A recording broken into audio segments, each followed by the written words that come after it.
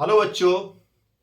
आज की प्रॉब्लम हमारी क्लास 12th के 3 डायमेंशनल ज्योमेट्री चैप्टर से है। प्रॉब्लम है find the foot of the perpendicular from the point 234 to the line this. ये एक बहुत ही इंपॉर्टेंट प्रॉब्लम है। एग्जाम में इस टाइप के सम अक्सर पूछे जाते हैं और बच्चों को इनको करने में थोड़ी परेशानी होती है। आज मैं आपको बताऊंगा कि कितने आसानी से इस टाइप के सम हम कर सकते हैं। फुट ऑफ द परपेंडिकुलर निकालना किसी पॉइंट से किसी स्ट्रेट लाइन के ऊपर, और इसके अलावा इससे जुड़े हुए कॉन्सेप्ट भी मैं बताऊंगा आपको। अगर आप लोगों ने चैनल को अभी तक सब्सक्राइब नहीं किया है तो चैनल को जरूर सब्सक्राइब कर दें। चलिए करते हैं स्टार्ट। देखिए, एक पॉइंट है 234 और एक स्ट्रेट लाइन है। इस स्ट्रेट लाइन पर एक परपेंडिकुलर ड्रॉप कर दिया पॉइंट 234 से। ये 234 एक पॉइंट के कोऑर्डिनेट हैं और ये एक परपेंडिकुलर हमने ड्रॉप कर दिया। लाइन की इक्वेशन है 4 minus x divided by 2 equal to y by 6 equal to 1 minus z by 3। ठीक है, and we are to find the foot of the perpendicular. देखिए, सम केवल पूछा गया फुट ऑफ द परपेंडिकुलर के लिए, लेकिन इस कॉन्सेप्ट से जुड़े हुए 4 कॉन्सेप्ट है। सबसे पहले हम foot of the perpendicular find out करेंगे। ये पॉइंट है सपोज क्यू। सबसे पहले हम foot of the perpendicular find out करेंगे। जब हमारे पास फुट ऑफ द परपेंडिकुलर आ जाएगा तो हम ये परपेंडिकुलर डिस्टेंस फार्मूला लगा के फाइंड आउट कर सकते हैं। इस परपेंडिकुलर की हम इक्वेशन भी फाइंड आउट कर सकते हैं, नंबर 3। नंबर 4 कि इस पॉइंट P की इमेज बनेगी अपोजिट साइड में इतनी ही डिस्टेंस पर, तो मिड पॉइंट फॉर्मूला यूज करके हम उसकी इमेज भी फाइंड आउट कर सकते हैं। तो जो सबसे इंपॉर्टेंट है इन 4 कॉन्सेप्ट में वो है foot of the perpendicular find out करना। चलिए देखते हैं कैसे करना। देखिए, ये जो फुट ऑफ द परपेंडिकुलर है point Q, this point lies on the line. इस लाइन पर लाई करता है, और अगर इस लाइन पर लाई करता है तो इस लाइन से हम उस पॉइंट के कोऑर्डिनेट फाइंड आउट कर सकते हैं। देखिए कैसे। सबसे पहले हम क्या करते हैं कि ये लाइन को स्टैंडर्ड फॉर्म में लिख लेते हैं। ये 4 माइनस एक्स है तो it should be x minus x1 upon a type. तो इसको हम सबसे पहले ठीक करके लिखते हैं कि ये हो जाएगी x minus 4 by minus 2 equal to ये y बाई 6 ही रहेगा, और ये बन जाएगा z माइनस 1 बाई माइनस 3। तो this is the equation of the line x minus x1 upon a equal to y minus y1 upon b equal to z minus z1 upon c की form में। ये standard form है।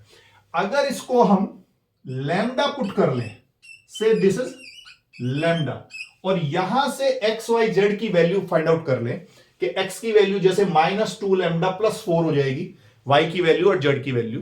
तो वो जो point आएगा हमारे पास वो इस लाइन पर किसी भी पॉइंट को रिप्रेजेंट करेगा depending upon the value of lambda. लेकिन हमें कौन सा पॉइंट चाहिए? हमें क्यू पॉइंट।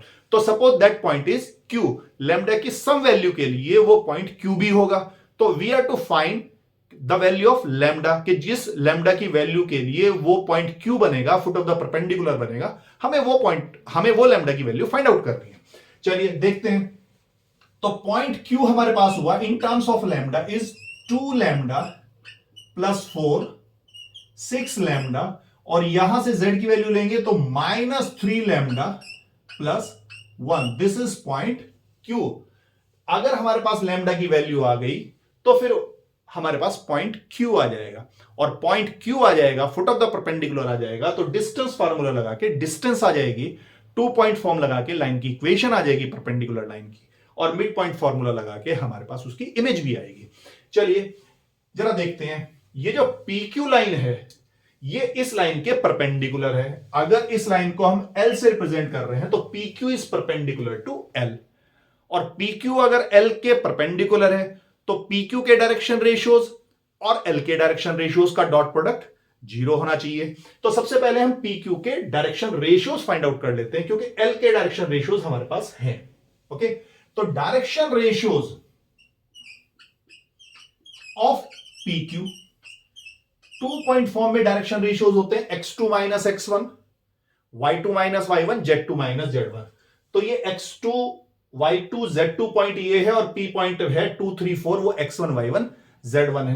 तो डायरेक्शन रेशियोज हो जाएंगे -2 लैम्डा प्लस 4 -2 6 लैम्डा -3 और -3 लैम्डा +1 -4। ये डायरेक्शन रेशियोज हैं पी क्यू के। दैट इज ये बनेगा -2 लैम्डा +2, ये 6 लैम्डा -3 और ये -3 लैम्डा -3। ये तो डायरेक्शन रेशियोज हुए पी क्यू के। अब direction ratios of L, L के डायरेक्शन रेशियोज ऑफ एल, ये हुए -2 6 -3 and P Q is perpendicular to L.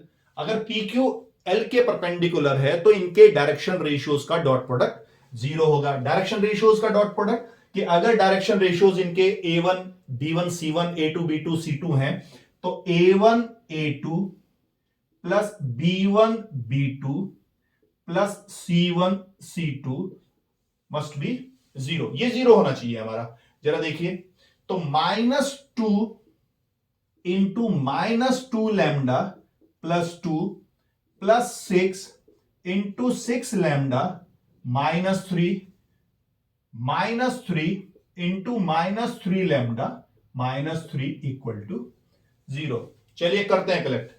ये हो जाएगा -2 इंटू -2 लैम्डा 4 लैम्डा और ये 36 lambda, 4 lambda plus 36 lambda 40 lambda और प्लस 9 लैम्डा, तो 49 लैम्डा ही हो गया। तो दिस विल बी 49 लैम्डा। अब कांस्टेंट टर्म को कलेक्ट कर लेते हैं। ये -4 होगा और -18, -4 -18 -22 और प्लस के 9 हो गया। तो -22 प्लस 9 माइनस के 13 और राइट साइड में जाएगा तो दिस विल बिकम 13। तो यहां से लैम्डा की वैल्यू आ गई हमारे पास 13/49। तो लैम्डा की वैल्यू आने के बाद बस जस्ट हमें पॉइंट क्यू में इस लैम्डा की वैल्यू को सब्स्टिट्यूट करना है, हमारे पास फुट ऑफ द परपेंडिकुलर आ जाएगा। तो ये रहा पॉइंट क्यू। यहां पर लैम्डा की वैल्यू को अगर सब्स्टिट्यूट कर दें तो क्यू पॉइंट हमारा बनेगा -2 लैम्डा प्लस 4। तो दिस विल बी -26/49 प्लस 4, यह है 6 लैम्डा, ठीक है। 78 डिवाइडेड बाय 49 और थर्ड वन इज -3 लैम्डा। तो -3 लैम्डा तो -39 डिवाइडेड बाय 49 प्लस 1। तो ये क्यू पॉइंट बना हमारा। ये 49 इंटू 4 196, 196 माइनस 26 इज 170। तो ये हो गया आपका 170 डिवाइडेड बाय 49। ये हमारा आई चुका है 78/49। और इसको देखिए ये 49 प्लस 1 इंटू 1 49 माइनस 39। तो दिस विल बिकम 10/49। ये है फुट ऑफ द परपेंडिकुलर।